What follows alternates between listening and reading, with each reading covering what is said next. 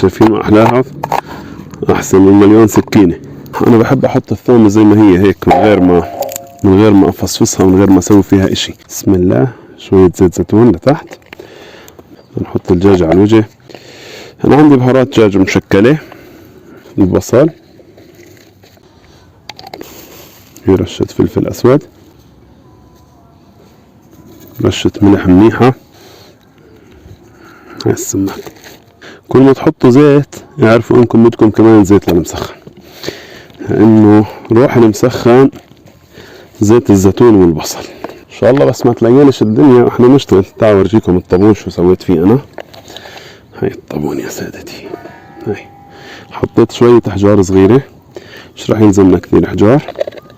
وهاي حطينا الدجاجة في الطابون، وهلا نسكر عليه هيك. طلع ايش بلزمنا من العجين. عندنا شوية طحين، لا رغيفين هاي الكمية.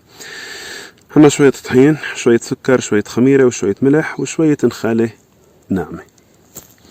هذه مكونات عجينة الطابون.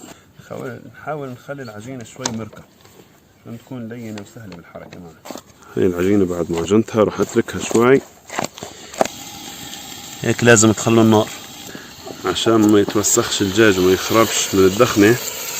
غطيت على الصينية اللي فيها الدجاج كمان صينية بعد ما دخنت الدجاج شوي.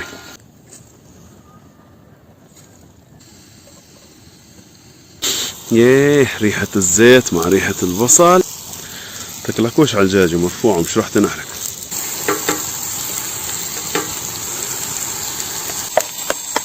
شوف عشان يتحمر الدجاج يا جماعة شو بتعملوا. بسم الله.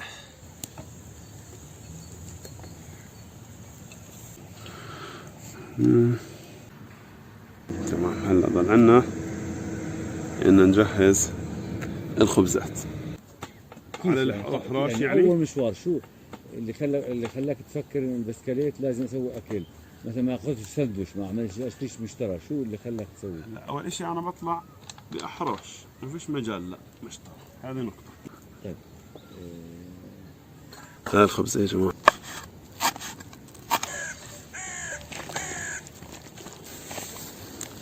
هي اللوز،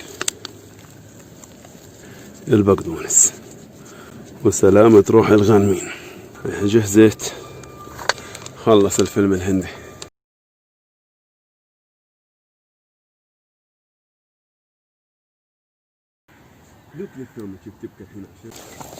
شوفين يا جماعة كيف مستوي زي الماي الدجاج.